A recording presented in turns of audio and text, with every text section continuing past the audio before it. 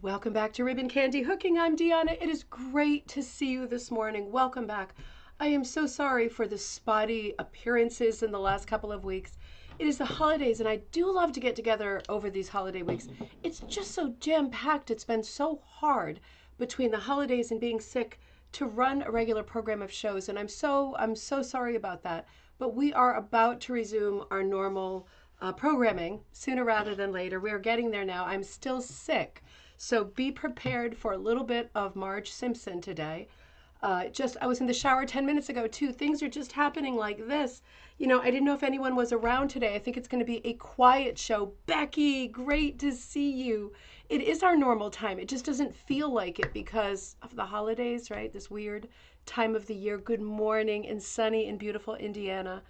You love a sunny morning. I do too. It's so gray here that I haven't been. I mean, it's winter bright, but it's very gray.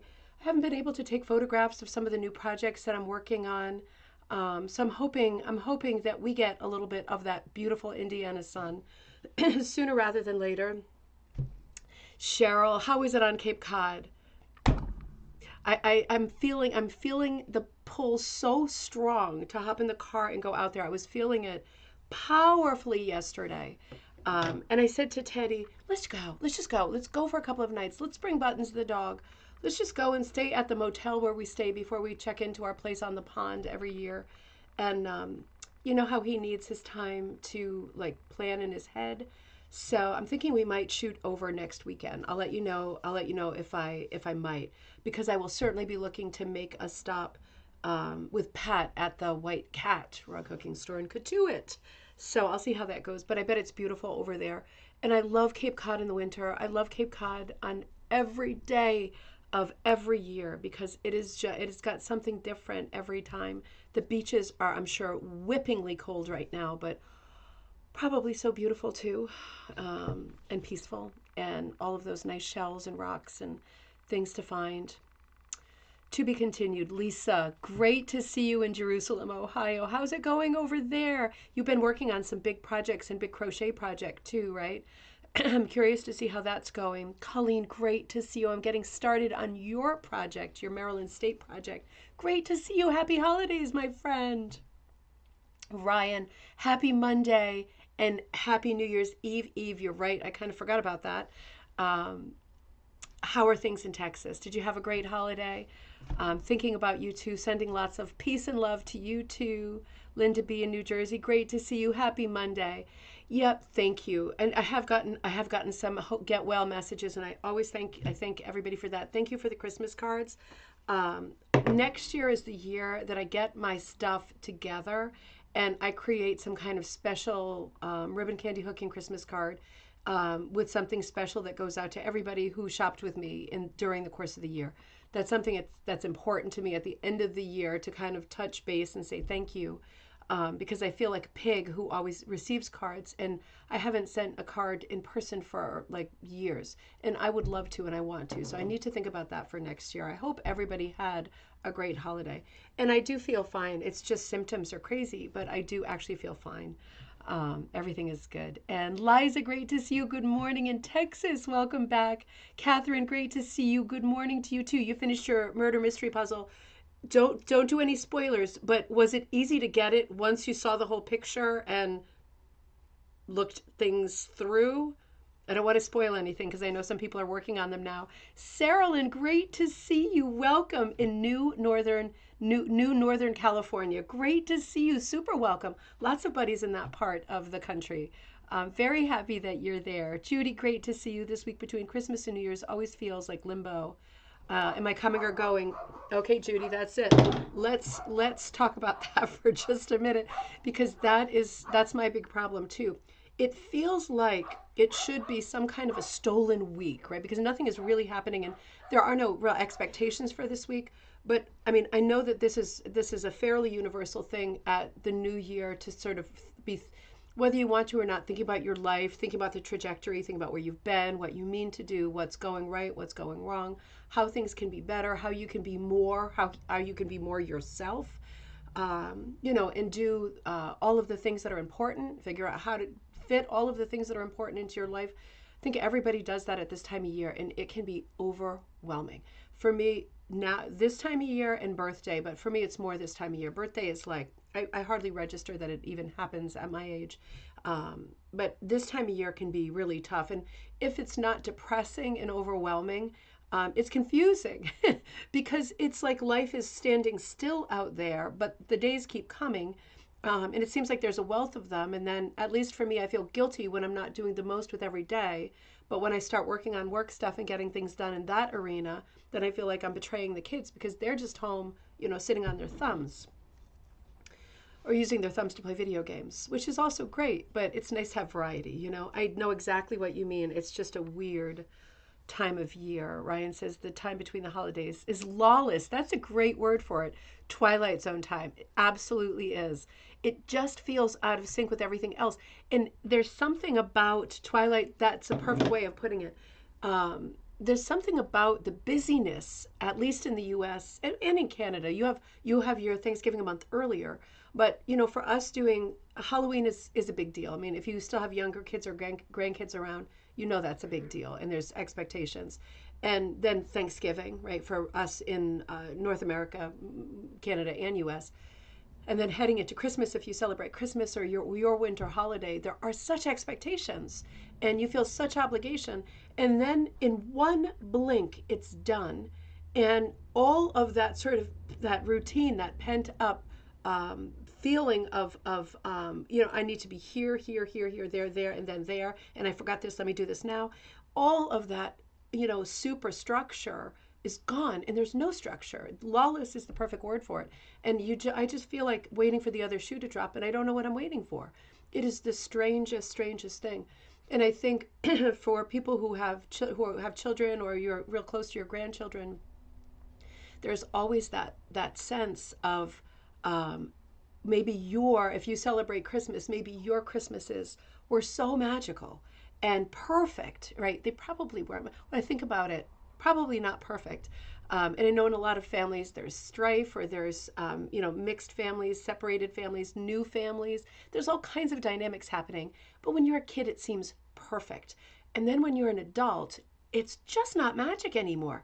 You have to make the magic, and it is exhausting to make the magic, and you don't feel like you're making the right magic, or it's the same magic, and you disappoint yourself. You don't know if the kids are disappointed, but you want them to remember the same magic that you felt, but you have to invent it, and you don't know what to do because there's not a guidebook. You just sit on Santa's lap, or you go Christmas shopping, or you buy tickets to plays, or you take lots of walks in neighborhoods where there's lights, or whatever. But it is a bewildering and overwhelming time of the year. I can perfectly see why so many people get thrown for a loop at this time. The older I get, Catherine, it took you a while under the influence of Desolum and co-medicine. Yeah. And everybody is sick right now, at least in this part of the country. I just spoke to my buddy Naomi at Ravensgate Primitives. And I said, what's up? What are you doing? What are you working on? Should we do something, get together? Because we're going to Newport next week to sort out some Tigger stuff. She's got the same thing as me. It's not a debilitating thing, but it knocks you out symptom-wise, makes you tired, makes you crazy, makes you stupid, can't think kind of thing. It seems like everybody's got it here. Melissa, great to see you. Good morning. I've been loving your posts as always, making your coffee. Should have brought a coffee. Catherine, puzzle was a blast to put together. The design was fantastic.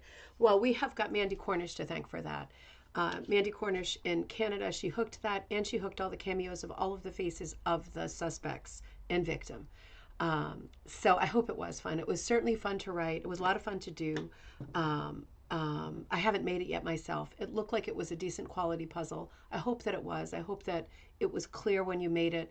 It was an image of a hooked rug, so that in itself made me nervous, and that's why I called on Mandy, because she is so good at small detail, and I really lean on her for, Mandy, I love you, and thank you so much. I'm hoping my package to you is winging its way with the puzzle inside, now that the Canada postal strike is over, right? So, yeah, we have Mandy to thank for a lot of things. And this year, that was just one of the many things that she did that I couldn't have gotten done, because I could not have hooked that kind of detail, that side. It's a giant piece because of the busyness. She's amazing. Huge thank you. Gretty, great to see you. Happy New Year. You made it. It's great to see you. Very good quality. Excellent. A pleasure to study Mandy's. You know, and she is a Canadian hooker, so she is a hooker with yarn. She does not hook at all with wool. She only hooks with yarn. And I just sent her a ton of yarn for the Rose Book project coming up. And inquire if you're interested in hooking roses or you're already working on roses. Make sure that either I know or Barbara Cornish knows. Different Cornish. Either I or Barbara need to know that you're doing it so that I can keep room in the book for it. I'm working on that project. Let's get into the content of the show. So I want to show you a couple other things that I'm working on right now that you might want to become involved with too. What was I going to say? Dang it. Today's show. So, hey, this is what I thought of last night. It was 11:30 at night, and I thought, let's run a show tomorrow. It's been a while, right? And I thought, let's look. I always love to see what has popped up online on online auctions under antique hooked rugs and vintage hooked rugs, because many of them are not hooked rugs at all, as we know. Many of them are latched rugs or Rhea rugs or different kinds of rugs that are still beautiful, but you know, a lot of misnomers happening.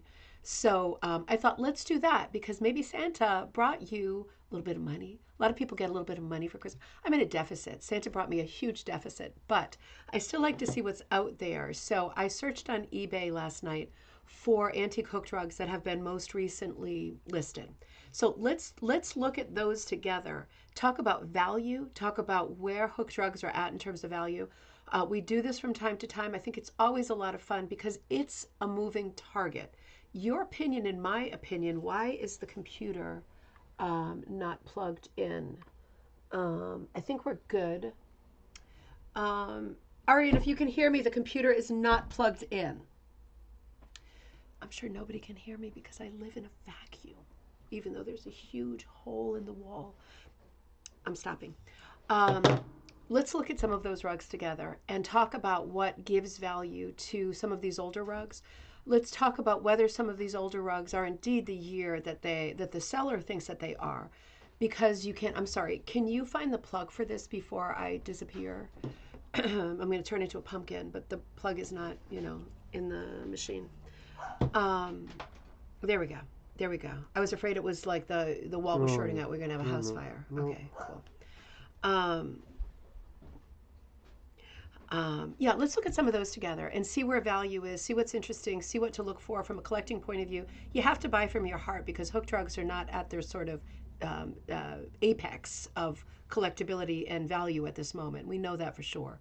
They might not in our lifetimes return to their full folk art value. We're doing our best, right, making this craft more visible. But until more people know about hooked rugs and collect hooked rugs, there's not a huge amount of competition. So that is the good news. The bad news is a lot of the sellers don't realize that that dynamic has shifted and values have gone down significantly since the 1980s. So let's do that together. But first, let's look at the program for the day. Let me zip you through some of the things that I've got ready at Ribbon Candy Hooking for us. I just want to remind you that I will be teaching online, and it is recorded if you can't be there in person, for either January 5th or January 8th, the Hunterfosser, Design Like Hunterfosser class. This is going to be a wonderful class because he was a wonderful man. This is famous. If you have been to Vienna, you are already familiar with his architecture, probably, and his art, his museum there. Wonderful man, activist, philanthropist, architect, painter. Obviously, his paintings are what we're going to focus on in this class, but they look like geometrics. They are not geometrics. These are very lyrical, expressionist art offerings. He worked for decades in a similar style, believing that everything that was flat was the work of God, everything that was vertical was the work of man, and he loved portraying cities and buildings and also trees and things that belong to the horizontal world. He loved riding on cruise ships. In fact, he died on a cruise ship rather unexpectedly. And he did a lot with circle motifs, circles for trees, circles for porthole windows, so many interesting areas of subtext and nuances within Hunterfosser's work. So we'll look at that together. Freestanding classes either January 5th or January 8th. Independent classes, I run the same program twice. You are welcome to log on both times if you are drawing with me. It is great to get as many chances as you can to do the same exercises, but it's also recorded if you can't be there in person, so be thinking about that. Meanwhile, if you are on the Ribbon Candy Hooking Facebook page, which is Rug Hooking and Punch Needle Club, you may have noticed, or if you support me on Patreon, if you support the brand on Patreon, you may have noticed that this year I've been doing a short story series that is along the lines of a choose your own adventure, except I'm not saying that because I don't need the lawsuit. We're calling it an elect your entanglement. And I've been putting out text every day. I missed yesterday, so it will come to you now. It's just hit rock bottom with feeling not good yesterday. But I've been putting out pretty much daily a chapter, a short chapter of a fictional story about the real person, Louise May Alcott. And I kind of pepper through the text things that relate to her real life and the people who surrounded her, like Ralph Waldo Emerson, her famous father, Bronson Alcott, Henry David Thoreau, right? All of the people that were in her orbit in real life, but it is certainly a fictionalized story. And at the end of each chapter, you choose what she does next, and then I write the next chapter. And with each chapter comes a pattern. For Patreon members, eternally thank you for your support always. Patreon members are getting every pattern free as a download as the story comes out. Otherwise, the story is there for everybody, and the patterns are there on backing or as downloads, also in the Ribbon Candy Hooking store. And the story is set in the 1860s, right after the Civil War. So Louisa would have been in her early 30s at that point, and she would have already served as a military nurse. Horrible. During the Civil War, and her book Hospital Sketches was a product of that time. So it's right after that time. It's a more happy time, and the story contains patterns that look like this. So if you are following this story, you are seeing, you've seen, I think, 4 patterns so far, and they are there for you. I hope that you are loving them. This story, the Louise May Alcott's Holiday, this story, like last year's story, Jane's Christmas, that was based on Jane Austen. If you're working on patterns over the course of the next year, for either of these stories, please let me know, because there's a very good chance I will compile these into short books with patterns in the future. And I would want to know if you finished one, because I would add yours to a book project. So just let me know. And also, I'm thinking forward to next Christmas, right? Because I really need to ruminate on these storylines, the possibilities. You throw me wrenches all the time. And I have to say, I laugh so hard when I get messages saying why you chose what you chose. You don't have to. You can just say A or B. But a lot of people send a message, and it helps me get to know you too, because I think, interesting.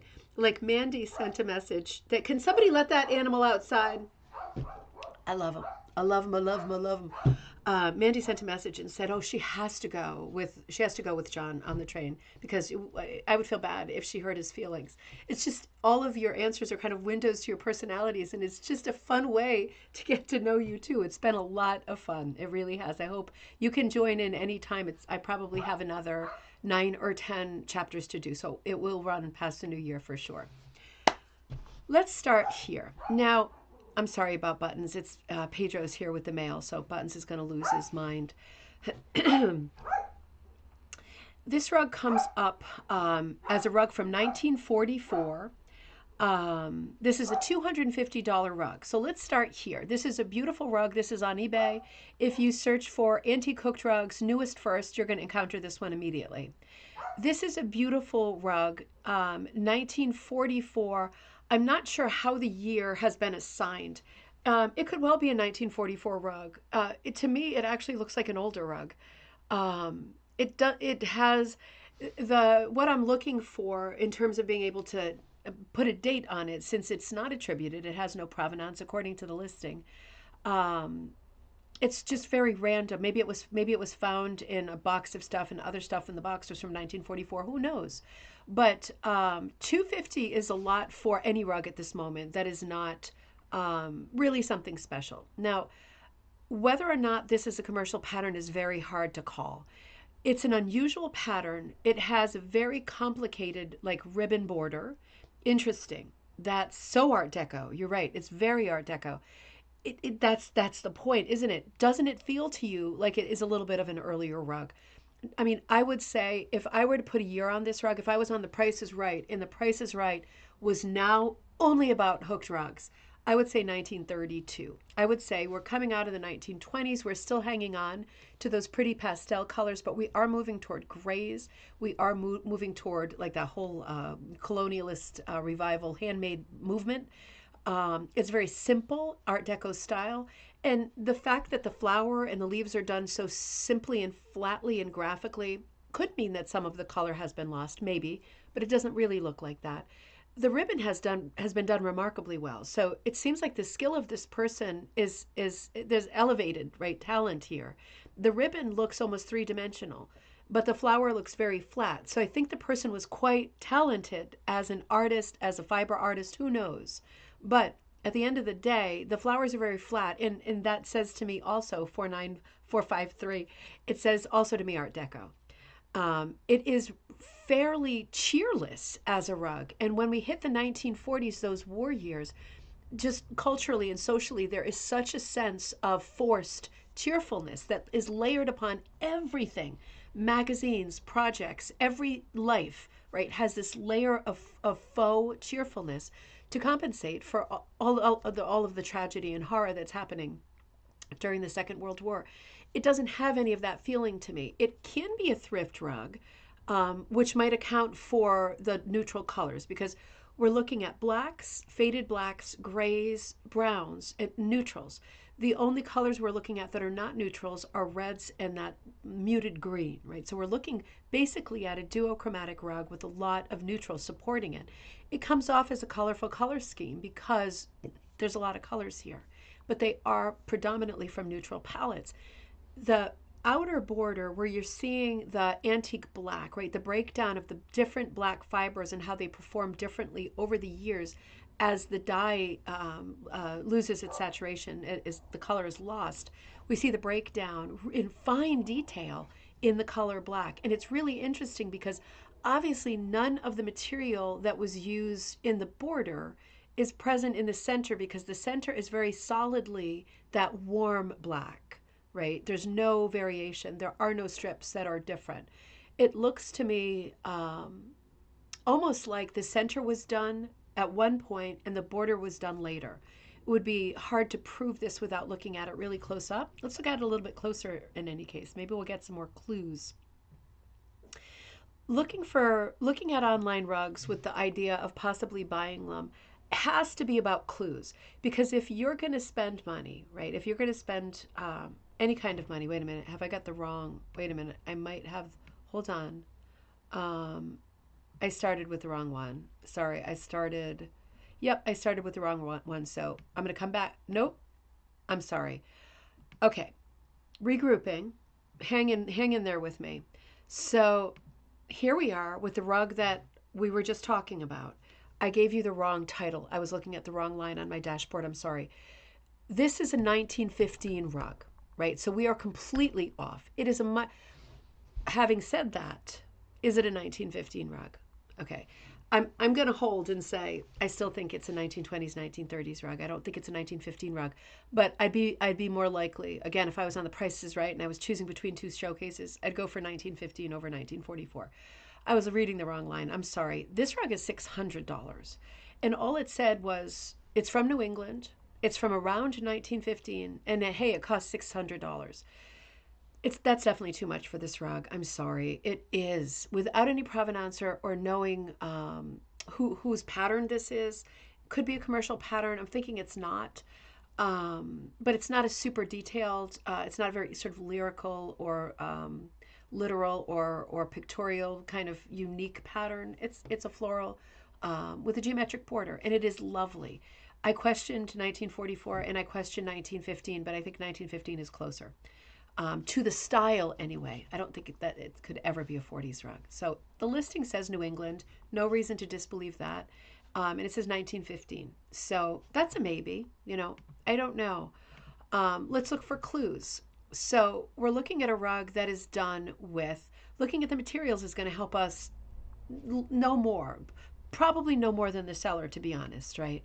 So I'm looking at a rug that has knits. The lightest color, right? That's probably wool, but it is a knit. Like it seems to have some kind of stretch quality to it. It's probably long johns. Um, Paris Metro influence. Oh, interesting. Could absolutely possible. Could be. It does have that deco flavor, undoubtedly, and the fact that it's so simplistic, but then it has that elaborate border, is curious, isn't it? It's fun when things are curious. This has knits, and knits often say to me undergarments. I'm seeing a lot of knits. Everything in this photo for me, and of course I'm seeing it in a photo. Everything with the exception of that patterned black, right? That's like speckled with the white. That looks to me like a straight up wool, but everything else looks to me like it's some kind of a wool knit. So stockings, undergarments, undershirts, onesies.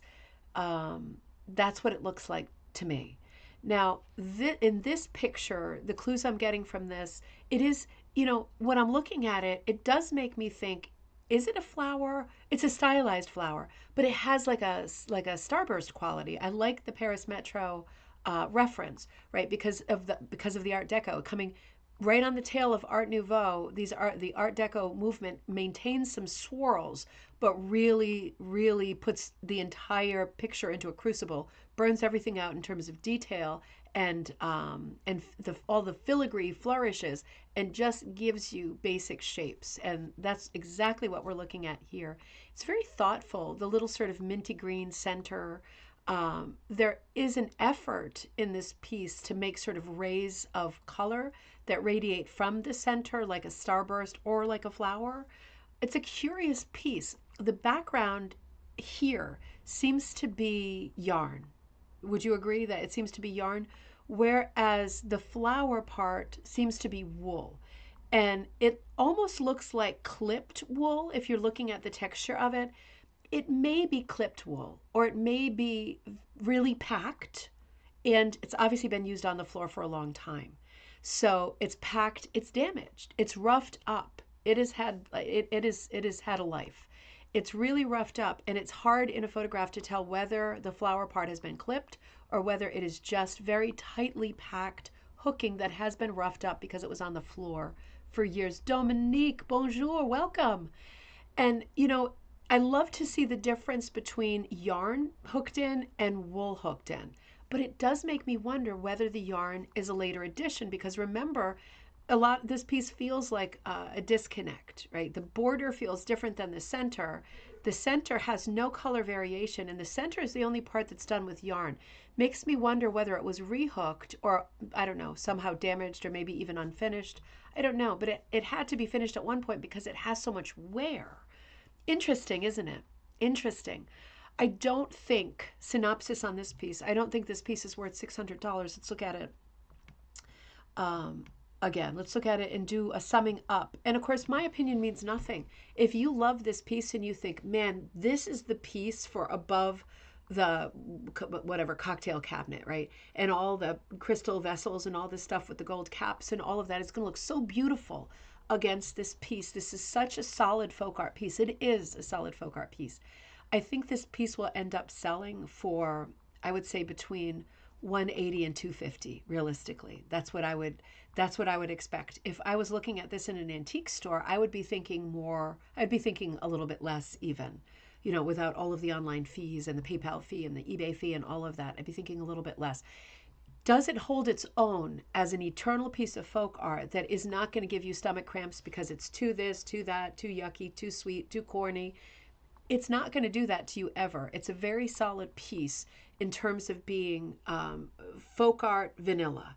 But it is pretty. It is still pretty. So I think it is a very good piece. I would love for this piece to sell for, on the higher end, like 280.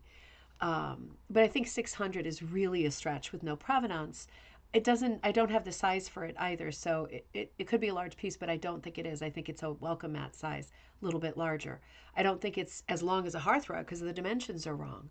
So lots of questions here, but interesting to look at. And, we're not talking about value in terms of reselling it. When I'm throwing prices out, I'm just telling you the prices that I see on my rounds of antiquing, which is constant, and my constant haunting the internet. I'm telling you what I'm seeing things selling for. And when people buy things, as they should, it's usually an emotional buy when we're talking about art. And if this makes you feel right, it's worth any amount of money that you're willing to pay, any amount of money that you can negotiate with the seller. But a piece like this in a basic setting, the open marketplace, no emotional strings attached. This is priced about twice what I would think it would be selling for. But again, we all feel differently when we look at stuff. Some things have intrinsic value, and this pair of pieces is one of those things. So this is indeed a pair of Grenfell rugs, and these have value because the Grenfell rugs in general, we've done lots of episodes on Grenfell, they have retained their value. This was a moment in time. The Grenfell sort of camp of hookers were making rugs to support a sort of failing fishing community in Canada, trying to bring revenue back to a community of people who were really languishing. Teaching local women how to rug hook, selling stuff for the tourist trade. Grenfell was a doctor who came to Canada, brought this idea, brought some funds, hired people, had the right people around him. And in the end, they kind of hit their stride during the Gilded Age, right? The turn of the 20th century, 19th into 20th century, when they put out the word and said, listen, rich people in New York and New England, send us your pantyhose, right? This is a thrift craft. We don't have enough material. We are dying up here. Send us your pantyhose. You're the only ones who can afford all this luxury stuff. Send them. And tons and tons of pantyhose. Nothing makes a wealthy person feel better than giving away stuff they didn't want in the first place or didn't want anymore for free. So all of these pantyhose, that was a cynical remark, I'm sorry, went up to Canada, and the pantyhose were dyed, and many of them were left in their original color, which are neutral nudes and, colors that, like in the 20th century, eggs would call suntan, and, we would name them all different things now, but they're basically neutral tan colors because they're pantyhose. And many of them are dyed, right, with the same, because they're nylon, the same materials that we would use to dye wool or cotton or any natural fiber. This is a pair of Grenfells. These have value because Grenfell rugs are collectible. They were collectible in the past decades. They are collectible now. They will retain their value. I believe they will grow in value. This is a pair of Grenfells that look exactly like this that are currently on eBay. The bidding starts at $800, and really, I think that's a bargain. I think it starts at 800. It might actually, yeah, no, I think it starts at 800. It might be a little bit lower. It might be a buy it now for 800. I'm not sure, but I remember when I looked at the listing, I thought, wow, that's a bargain. Color-wise, it's hard to tell what's going on. They seem dark, and it might be they're just dark pantyhose. Let's look at them in more detail because these are important pieces. So this is the man. This is a classic Grenfell motif. Let's back up for a second and just get this out of the way. A pair of people is fantastic. What we want to see in Grenfell rugs are animals that are native to Canada, are people engaged in occupations that are Canadian. These were souvenir rugs. We want to see Canadian subjects. This is a tough one. We've got two characters in good national dress represented, right? The hoods are good, the clothing is good, the boots are good, the snowshoes are good. All of that's good. I think what could be problematic with these pieces is that they both appear to be carrying a club for clubbing seals. Now, I don't know, right? I have no experience with clubbing seals, but this is a motif we see in Grenfell rugs. We see seals being clubbed for their pelts, of course. This is business. It is what it is. Not casting sort of judgment on any business, right? Any business at this point, people are dying in extreme abject poverty. Just the idea, if these are seal clubs, that has potential to make these pieces less appealing, right? Because the subject is a little bit, in modern times, unsavory, a little bit depressing. He could be Janice. He could be holding a rifle. Absolutely. They could both be holding rifles. I mean, I don't know. I don't know. it reminded me of the seal clubbing one we looked at last time. I think we have company here. Hello. Here he is. Here he is. Hello. Happy early New Year from a man, Ted. You finally woke up. Oh, you got shorts on. Yeah. I thought you were going to have your kilt on. I was going to say, let the wind blow high, let the wind blow low, through the streets in the kilt I'll go. Okay, or not. I didn't even know that song had that. I Yeah. thought it was just... Yeah, Donald Wears Your Trousers is about a man wearing a kilt. I didn't know that. You thought it was about a man wearing no pants at all? Yeah. Yeah. I didn't even know they did that. I thought My that sweetie. was just Scottish stuff. Hey, Teddy. From Judy. So, it might not be a club. It struck me as a club because there are so many Grenfells. Cosmic brownies. These are so good. I haven't had these in months. Okay, eat one brownie, though. Don't eat, 10. I'm going to have to stop myself with change. Try to stop yourself.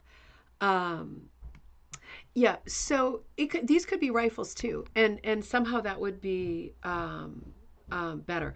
Melissa, that's a great question. Would these be out of copyright? The thing with Grenfells, no, I'm going to do it to be continued. Copyright at this point, the year is now 1930, right? We're looking at art, intellectual art, music, paintings, any kind of art, any kind of creative work. The year is now 1930 as we head into 1925. In the United States, it's different in Canada.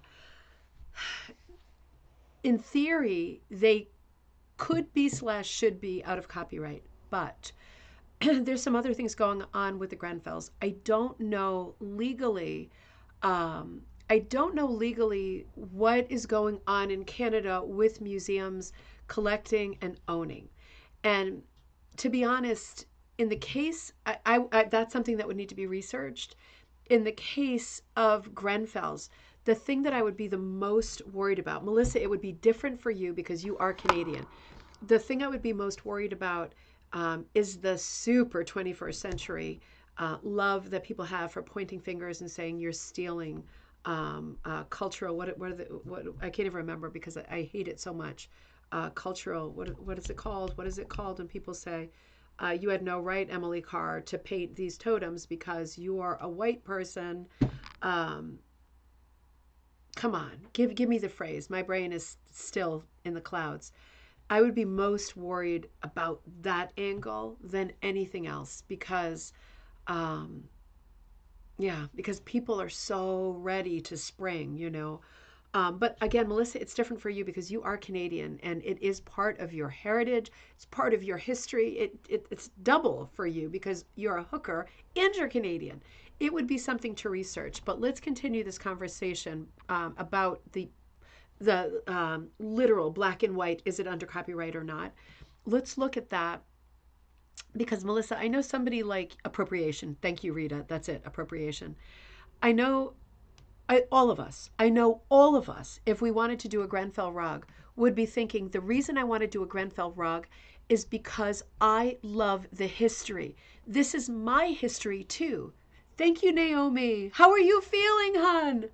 I was just talking about you at the beginning of the show. Good things, always good things. Because we love the history of rug hooking and we want to celebrate it and we want to talk about it and we want to remember it. I know that's the reason any of us would want to do any rug, including Grenfell rugs. So this is what I want to talk about here. Are there clues on the back to knowing what the age of the rug is in terms of being able to reproduce it? I would never reproduce it as a brand myself because that would be like walking through a minefield, even if I were Canadian. But reproducing individual images, let's look for some clues. Let's look at the back first. These are so tidy that these are hooked with pantyhose. They are done almost like an old-fashioned typewriter. Return fast, right? Because speed is important. Also, the pantyhose looks so fine. It looks very, very fine in a manufactured way. And this was the desired look, right? They're supposed to look professional. They're not supposed to look crafty rafties, right? You want to sell them. At this time, the turn of the 20th century, people want things that are glam and beautiful. It is not the colonial revival movement yet. People do not want stuff that is handmade. You want these to look professional. You want them to look like a fine souvenir. And man, they do look fine. And this is what you want. This is the money shot. Grenfell Labrador Industries, handmade in Newfoundland and Labrador. This is the answer to the question. it would be important to research, and this sounds stupid, but it's going to be an easy thing to do because there are books on Grenfell out, right? And I could do it with my books on Grenfell, just going through them. It's probably online too. I know there's some great articles online about Grenfell. There is a chronology to the history of the tags, right? So from the first tag, the design of the tag changes at intervals. So it would be worth researching the years that this tag was used, and that is something that you could find out the answer to, and that would give you the black and white yes or no answer to is this under copyright or not, because you could get a feel for what year these designs were because of the style of the tag. Without the tag on these Grenfell rugs, they don't have the same value. The thing about Grenfells, as opposed to other hooked rugs, is that there are more people collecting Grenfell rugs because they have value. For us, I think if you're watching this show, you might be a collector of rugs because you love hooked rugs. With Grenfells, there will be a percentage of people who collect them because they love hooked rugs and because they love the history of Grenfell. But there's going to be more people bidding against you who want the Grenfell rug because they know it has intrinsic value and value, immovable value. It's static. It's not going to change anytime soon. These have been valuable for some time, and they will continue to be valuable and to grow in value, particularly ones in great condition like this. These are super desirable rugs. And a pair, look at how finely the edges are turned. That's burlap, right? The pantyhose hooking is done right to the edges. Those are so finely turned under. It's like a machine did it, but it was somebody's hands, for sure. It was somebody's hands. The thing about these Grenfell rugs is, if I were Canadian, I'm French Canadian, almost 100%, but I don't live in Canada. And I feel like if I did, I would be so broke. I would be so broke because I would constantly be searching for these Grenfell rugs. They are a huge part of Canadian history. They are so special, so important, and it often makes me sad when I feel like artsy, fartsy, wealthy people are collecting them, seeing them as stacks of bills, and I feel like we see them as a moment in our history, and it's not the same thing. But unfortunately, you are competing with people who have lots of bills when you look at Grenfell rugs. These are beautiful. You should check them out. They are on eBay under Antique Rugs, Grenfell, pair. You will see them right away. It's a bidding situation, but you can buy it now unless somebody else has bought them since last night, because they were a bargain and they were worth it. Just to give you an idea, most Grenfell rugs, when I see them in antique stores, that kind of size, like small, 380, 420, 550, if they're in that good shape. When they're completely bleached out and you can't tell if it is a seal being clubbed or a dog sleigh, right? Whatever. Even when they're that damaged, right? You're still seeing like a 200 and something price tag always. So these are a really good deal. If you're in the market, you should check them out. I'm glad you're feeling better, Naomi. This was such an interesting rug to me. It remains an interesting rug to me for a few reasons.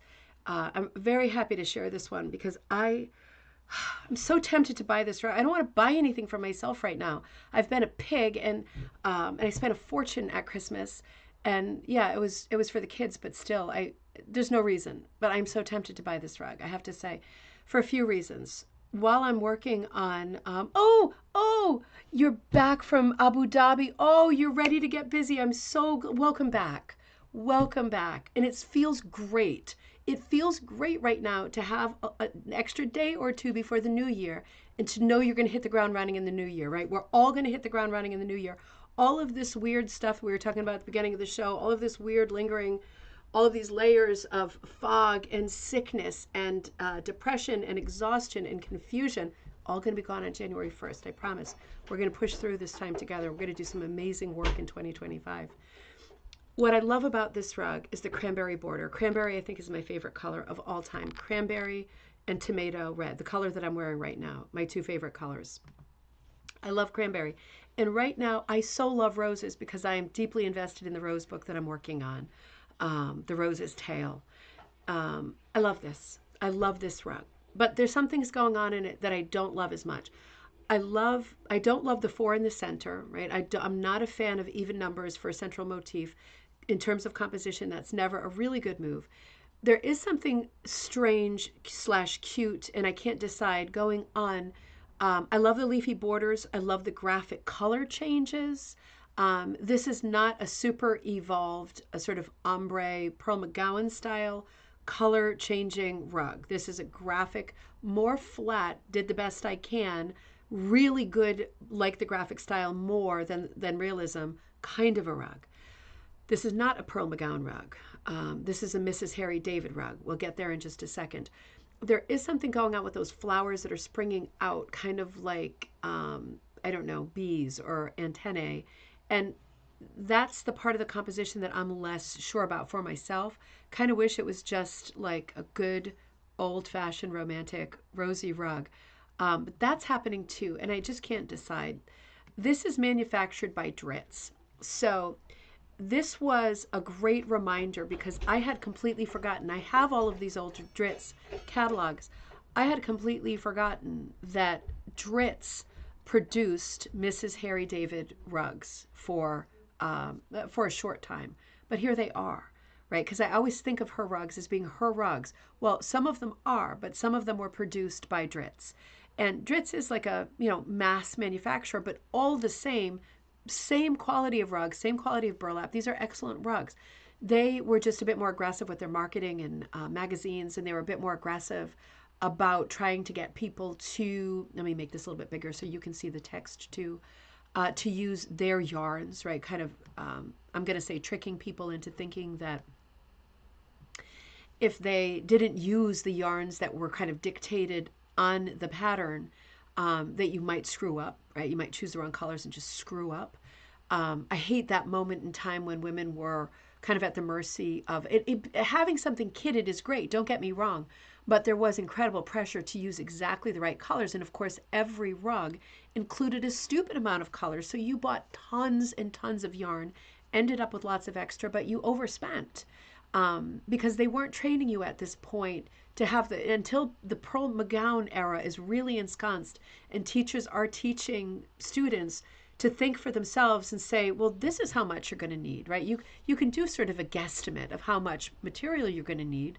You don't have to overbuy to a crazy extent just to be sure that you're not going to run out, right? You're teaching people how to color plan on their own and how to make solid decisions about quantity. How much am I going to need? And that is a positive thing in anybody's world. So you can see the markings on this pattern, produced by Dritz, but saying designed by Mrs. Harry King. I said Mrs. Harry David multiple times. Is my head still in Christmas? Harry David's the food catalog, is it not the food catalog? Yeah. Okay. You want to say hi again, Ted? Oh, all right. Quick hi. Hello. There he is. All right. Hello. Harry David is the food Will catalog. you have time to Stop pick me up- before I kill again. Ted, I'm running a live show right now. Yes, I will have time to pick up Cam. I'm All right, going to just leave at making noon sure. to pick him up. I told you yesterday. I'll go pick him up at 12. Because it's 11:48 and Yes, I was just it is 11:48. Okay. Rita said, have you seen the book Silk Stocking Rugs by Paula Laverty? Yes, I have that book. I think I did it in a coffee time. It's worth looking at again. I think that was a while ago. Yes, that is a great book. Thank you for that. If you are interested in Grenfell rugs, I think that is the book.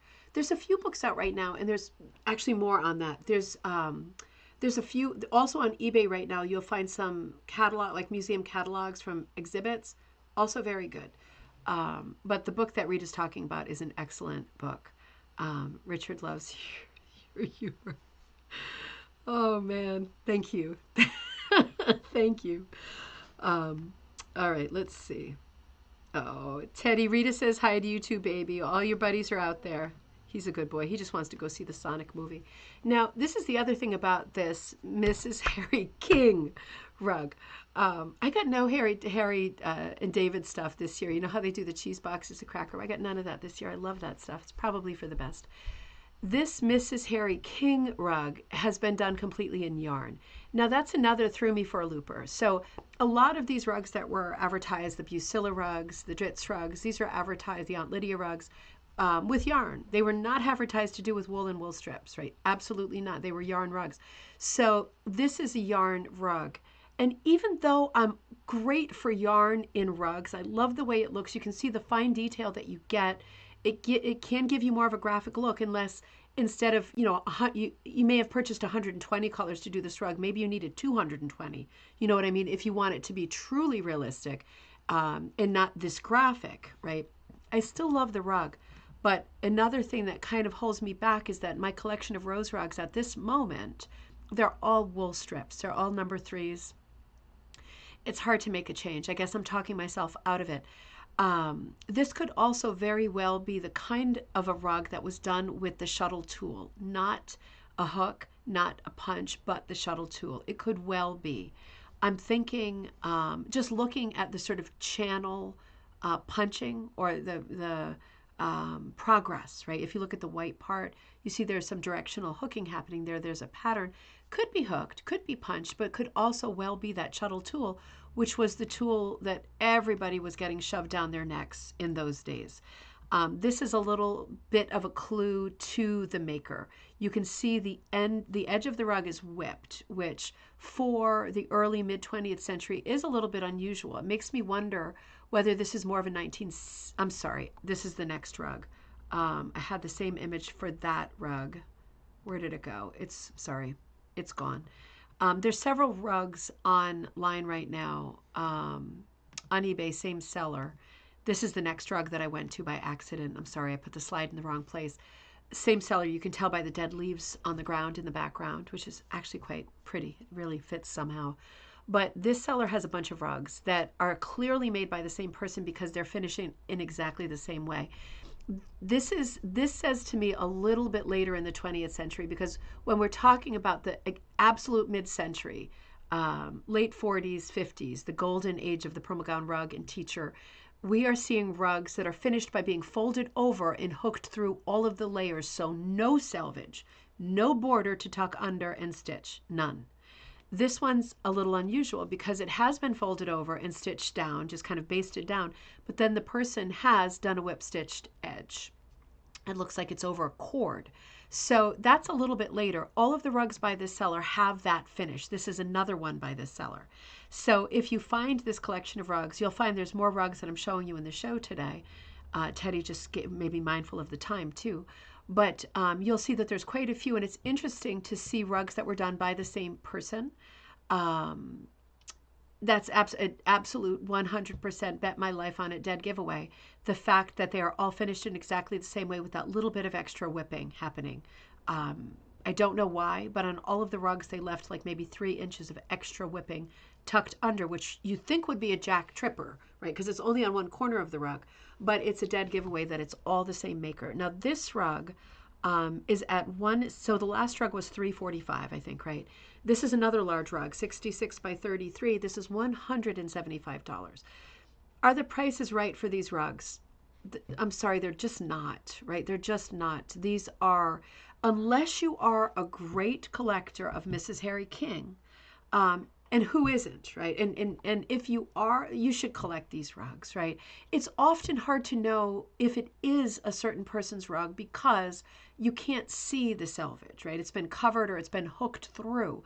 The last one, definitely a Mrs. Harry King rug. And if you love her story, her patterns, and you're a collector, $345 is still, I think, too much. I think we're looking at $175 to $200, that kind of number. And I think that's maybe even on the high side. I'm thinking $150 to $200 is realistic. But at the end of the day, these rugs are probably going to sell for $125. Just saying. So this one doesn't have the same things as the last one for me. This is a very odd pattern. This does put me more into the 1960s than the 1950s. Let's come back just quickly one more time to the last rug, because it's a Dritz pattern. It's a Mrs. Harry David. That puts it at the 1950s. Could be late 1950s. It could be early 1960s. There's such a bright pop of color happening here. It doesn't matter. It doesn't matter at all. This is a known pattern, and the pattern can be dated. But when the pattern was made and when someone hooked it are obviously two different conversations. These are bright colors. This is cheerfulness, but it's bright enough that it makes me feel like we're heading toward the 1960s, or at least we're in the late 1950s. Same thing with this. It's a bit of an oddball rug. This could be even later for me. This could be something like 1970s. We're getting really this is duochromatic, right? We've got purples and greens, nothing else. It's an oddball rug for me. Barbara, you love the center floral. It's wreath-like. See, I feel like it's like a dying worm. Like I feel like it's a weird coil, like something coiled up about to die. I it can't be wreath-like. It's just a weird shape for me. There's something about this rug that strikes me wrong, design-wise. I think the colors are not enough for me. It's not colorful enough. There's so much color in the center, but weirdly the flowers are not defined well enough to be able to say there's a flower, there's a different flower, and that's a leaf. For me, they all kind of meld together, which you could say, oh, it's modern art. Maybe. If you love it, if you will, it's modern art. Um, the grapes in the border have no relationship to the flowers in the center. That's a design problem for me. That's not a making problem. It's a very unusual rug. I'm going to give it that. It's a very unusual rug, but it looks like one half of it was in the light for too long because on the right-hand side, I do see definition in the grapes, right? I see two different colors of grapes. It reminds me of when people used to crochet over bottle caps, you know what I mean? And sew them together like lace with lace tatting threads. Do you know what I mean? And then make them into kind of like a coaster. God, I love those things. These grapes remind me of those. Judy says, it does make me sad that these rugs don't hold their value better. I couldn't make this rug for 125 materials, not even considering the time involved in hooking it. So true. It's so true. Material wise, I mean, this rug nowadays, if this rug is 66 by 33, I can't do the math in my head, but I would say this rug and materials as a kit, this would be like a maybe $800-900 kit. In terms of materials, you figuring it out on your own. If you're buying milled wool from Doors, something like that, this is going to be a over $600 kit, without a doubt, and that's conservative. Even with the limited colors. The limited colors would help if you're making it yourself because you're buying X amount of this, X amount of that. You're not buying too many colors. But it is an awful shame that they're not retaining their values. In one regard, it's an awful shame. And it is an awful shame, right? I'm not going to take away from that statement. But at the same time, one of the reasons that they have lost their values is because they have been down on the ground. And that was the intention, and that was their purpose. And in a beautiful way, they are fulfilling their destiny, being down on the ground. But a rug with a white ground like this does take a lot of damage. And at the end of the day, tastes change. Commercial rugs are commercial rugs because they are based on patterns that are the most commercial. Companies are not going to produce patterns of rugs that they're not sure are going to sell. Commercial patterns are meant to be commercial and appeal to the most people. So we have a lot of all of the patterns, and they're not rare and they're not scarce. It doesn't mean they're not special, and to us they're extra special. But the rugs that will hold their value the most are rugs that are not commercial. They are not made to please the masses. They are more artistic. Even if they're badly done, the intention is more pure and artistic because someone has a vision that no one else had. These rugs are being filled in for practical purposes, and they serve that purpose by being warm under your feet on the floor. And that is their destiny, and they are beautiful, and they are worthy of restoration. But it is very hard to think about the expense and time of restoring these rugs when the price is high to start with. So I guess the thing that I take objection to the most, and it's not a fair statement, again, the corner thing, right? The thing is, see, there's stuff on the back that you would need to address as well. Barbara says, do you think the whipping was added years later once the wear? It could be, Barbara. That's a really smart thought. It could be that the whipping was done later. Absolutely could be. On these rugs, when I looked at the back, I didn't see like any patching, and there was a hole. There was at least one hole on the second rug. It could be. I would hope if someone's patching the edges that they're also going to patch the centers to kind of shore them up.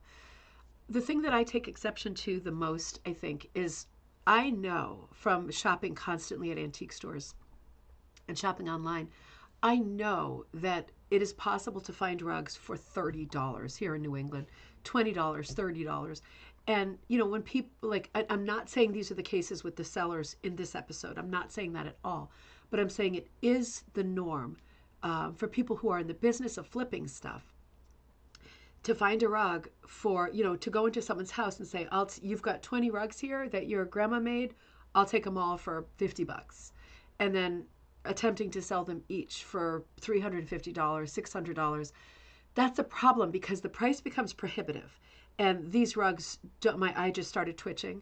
These rugs don't get sold. These rugs get rolled up. How are they being stored? Are they being stored in a storage unit? Are they dry? Are they away from moths? Are they getting more damage while they're being stored because the price is too high and they're damaged and they're not going to be sold for that? I just wish that we would see more rugs that were priced a little bit lower, rugs that have damage and need a lot of expense in terms of time and materials. I wish that we more often saw them online priced at a more reasonable price, because I think the profit that is built in is like lion's share, like pricing. And I think these rugs, if you buy one, you're in for it. You're in for it. You are doing something worthy and noble, but it's going to cost a lot of money. It's going to take a lot of your time to get the rug back into working order. You don't want to spend $600 on it out of the gate, or even $350, I think, unless you're in love with it and it means something special to you. But since rugs don't sell for this kind of money, it's frustrating to see them still appear. For example, on eBay, even worse on Etsy, even worse on, what's that other one? I'm on it all the time. Many of the online ones, right? The pricing is ridiculous, and they're not going to sell for that price. And as a result, I think we're seeing the same rugs for sale for years.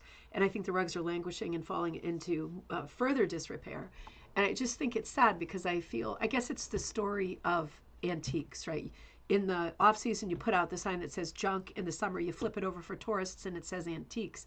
It's the way the world turns, and I understand. But with fiber arts, they're so fragile, aren't they? I mean, they're just going to fall apart. Moths are going to get at them. It's so sad to see them fall into disrepair because they're overpriced. And I guess part of it could be, to be fair, that sellers don't know if they're like a jack of all trades, right? Sellers, they know a little bit of everything. They don't have the same information that we have looking at rugs all the time. Maybe they don't have the time to do the research to say, well, this rug is valuable, right? Like that first one we looked at that was the geometric with the Art Deco center. Still could be a commercial rug. I'm 50-50 on that. I'm coming, Ted. Sorry. But it is an excellent rug, and it does have folk art value because it's fairly neutral. So the ones we saw later, the Dritz, the Mrs. Harry King, those are more indicative of the period. They are commercial rugs that were meant to appeal to people's taste at that moment. Our tastes have changed. That's a different problem. So it becomes a conversation about, if I'm talking about value in saving rugs, the older rugs are important because they're the farther back you go, the less chance it's a commercial rug. When we hit the era of so many commercial patterns, they are still special and beautiful and important to our history and worthy of saving in any condition.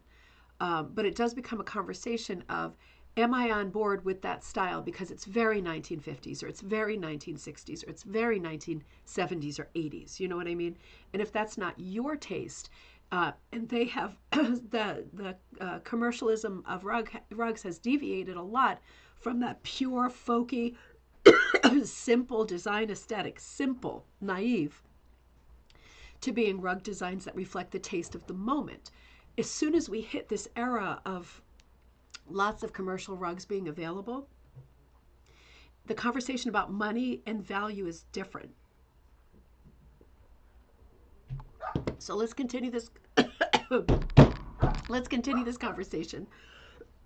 I think on Wednesday. Look out for my thing. I talked too long and it's happening. Marge Simpson. Hello, Marge Simpson. I better go pick up Cam because Teddy is haunting me like a ghost right now. I plan to see you all Wednesday. I might pop on tomorrow. Conclude this.